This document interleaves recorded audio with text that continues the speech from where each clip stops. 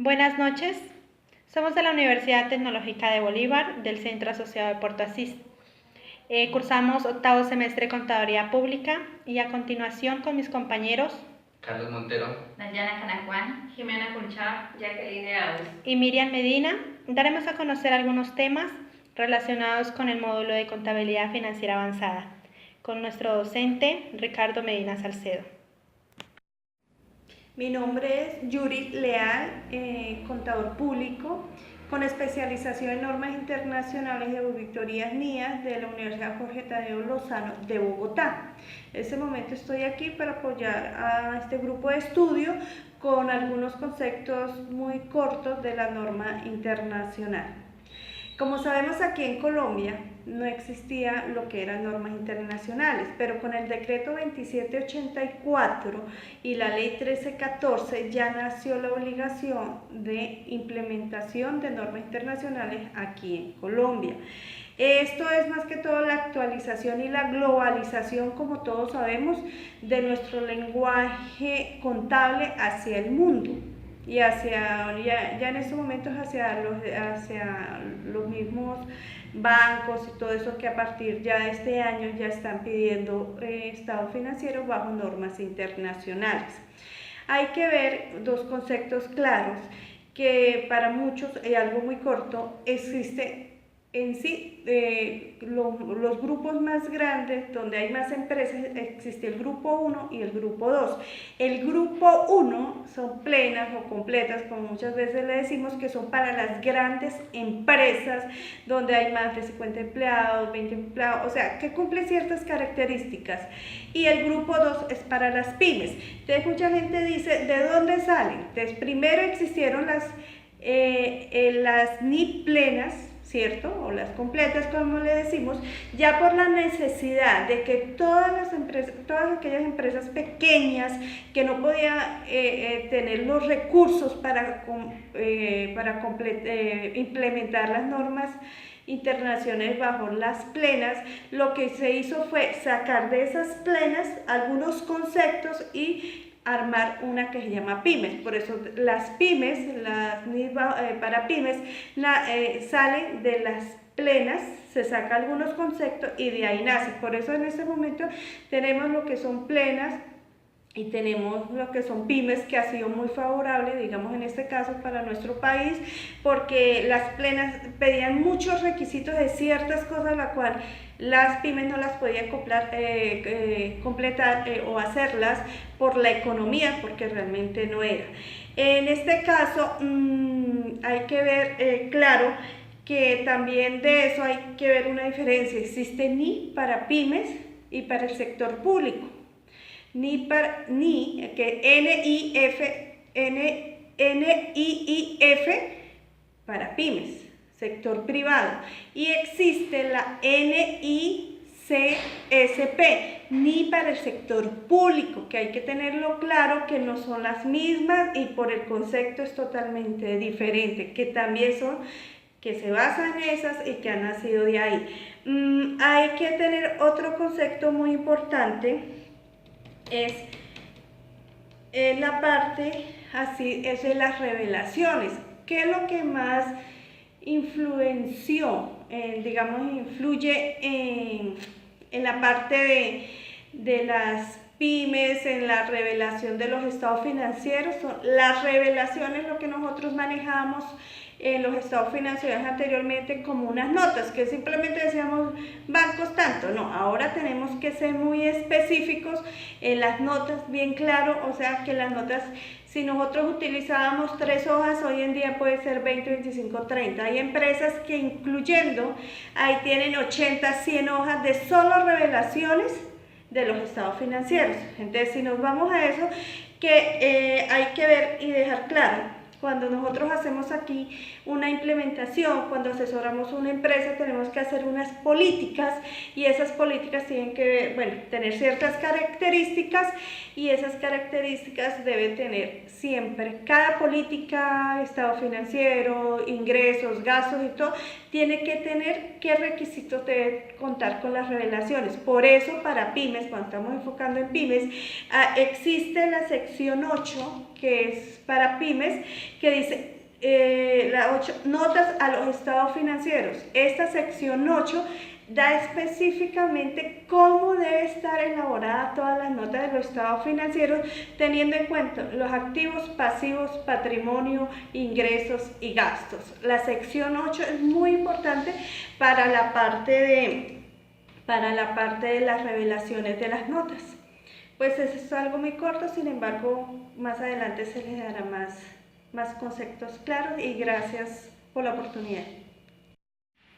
La fusión es una reforma estatutaria en la cual una o más sociedades se disuelven sin liquidarse y traspasan todos sus activos, pasivos, derechos y obligaciones para ser absorbidas por otras sociedades o para crear una nueva. La fusión se constituye en otra forma de continuar con la actividad económica de una o más empresas sin que se llegue a disolver totalmente. Hay dos clases de fusión. Por absorción es cuando una sociedad absorbe o incorpora el patrimonio, los asociados y la totalidad de derechos y obligaciones de la sociedad absorbida a su ente. Por creación, cuando dos o más sociedades se disuelven y funden todo su patrimonio en una nueva sociedad, la cual las va a sustituir en todos sus derechos y obligaciones. La escisión es un procedimiento de reorganización societaria a través del cual una sociedad segrega todo su patrimonio a uno o más bloques a fin de transferirlos a otras sociedades ya constituidas o por constituirse. La principal característica es que hay una división del patrimonio de una sociedad. Aquí también encontramos 4 clases de escisión: por absorción, por creación, parcial y total. Los bonos son instrumentos financieros de deuda utilizados tanto para entidades privadas como para entidades de gobierno. Es una de las formas de materializar los títulos de deuda y su objetivo principal es obtener fondos directamente de los mercados financieros. También son títulos normalmente colocados a nombre del portador y que suelen ser negociables en un mercado o bolsa de valores. El emisor se compromete a devolver el capital principal junto con los intereses. Políticas contables. Para las NIF plenas en el numeral 8 según las NIF y para las pymes en el numeral 10 según las NIF encontramos acerca de este tema. Las políticas contables son conversiones, reglas y acuerdos que determinan, miden, reconocen, presentan y revelan información. Estas políticas definen qué tratamiento se le debe dar a los estados financieros a cada tipo de transacción en un periodo determinado. También se incluyen en el tratamiento para el balance para el balance de apertura a las transacciones. Se hace uso de las extensiones y excepciones establecidas en las secciones 35 de las NIF y también para pymes en las NIF plenas de adopción por primera vez.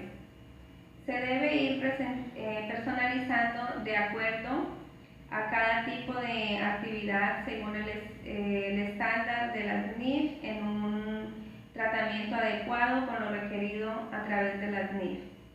Solo se debe cambiar algún tipo de política cuando es requerido por una norma o interpretación de acuerdo a la empresa o al ente. También se debe hacer un cambio de política cuando conlleve a que los estados financieros suministren información más fiable y relevante sobre los efectos de las transacciones de acuerdo a las NIF. Vamos a hablar también acerca del portafolio de inversión. Para el portafolio de inversión, este también es llamado cartera de inversión, y en este se hace una selección de documentos o valores que se cotizan en el mercado bursátil, en las que una persona o una empresa decide invertir su dinero. También el inversionista puede participar en paquetes de acciones, de bonos, de monedas, de fondos o de bienes raíces u otros activos financieros. Para estos portafolios de inversión se conocen o se componen por renta variable y renta fija. Los tipos de portafolios de inversión conocidos son el conservador, el portafolio moderado, el portafolio de crecimiento, el portafolio de crecimiento agresivo y especulativo. Marco conceptual. El marco conceptual define los conceptos fundamentales para la preparación y confección de los estados financieros para los usuarios externos. También podríamos decir que el marco conceptual es la base y que son los fundamentos y en general es el marco teórico de las NII. Es importante aclarar que el marco teórico, aunque es la base y los fundamentos, en sí como tal no es una NII, y mucho menos un estándar. El marco conceptual son los fundamentos de la información que deben tener todos los estados financieros. En el marco conceptual encontramos diferentes definiciones, como qué es un activo, qué es un pasivo, qué es un patrimonio, qué es un ingreso o qué es un gasto, y diferentes elementos con sus diferentes estructuras. El marco conceptual procura que el objetivo y la calidad de la información que se tenga los argumentos suficientes para cada estado financiero. También es importante aclarar que cada vez que se registra una transacción es importante tener claro o presente cuál es su finalidad. Revelaciones. Las revelaciones van ligadas o van de la mano con las notas a los estados financieros. Las revelaciones son aquellas que amplían la información y que le dan al lector un enfoque claro o en sí especifican lo que quiere decir dicho informe. También podemos argumentar que las notas a los estados financieros y las revelaciones son un solo cuerpo, en donde las notas son la estructura como tal y las revelaciones es el contenido de dicha estructura. Las NIF plenas y NIF pymes. Para hablar de NIF plenas y NIF pymes tenemos que ser conscientes de que son organismos completamente y totalmente diferentes, aunque las NIF pymes son fundamentadas las NIF plenas y se podría decir que son una simplificación de las NIF plenas. Voy a hablar de dos diferencias entre NIF pymes y NIF plenas que me parecen en verdad importantes, donde el tipo de usuario es la primera, que para NIF pymes son pequeñas y medianas empresas y para NIF plenas más que todo son entidades que cotizan en bolsa o que son públicas, estamos hablando de empresas macro. La otra diferencia que me parece de verdad importante es la cantidad o el volumen de las notas que se deben practicar. Para las NIF plenas es mucho mayor el volumen que las NIF pymes, que son más reducidas. Valor razonable. En Colombia el valor de mercado es el más mencionado, porque la competencia es entre oferentes y demandantes. El valor razonable es el valor de intercambio de un activo o un pasivo de igualdad de condiciones para las partes. Un ejemplo sería que si yo voy al mercado y veo el precio de un artículo, yo soy la que lo decido si lo compro o no. Tanto el que desea venderlo como el que desea comprarlo. Ese sería el valor razonable. La transformación.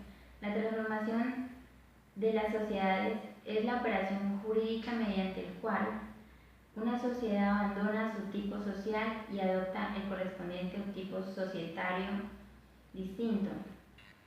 La transformación se convierte en una estrategia para no liquidar la empresa y lograr establecer unas directrices para lograr los objetivos misionales.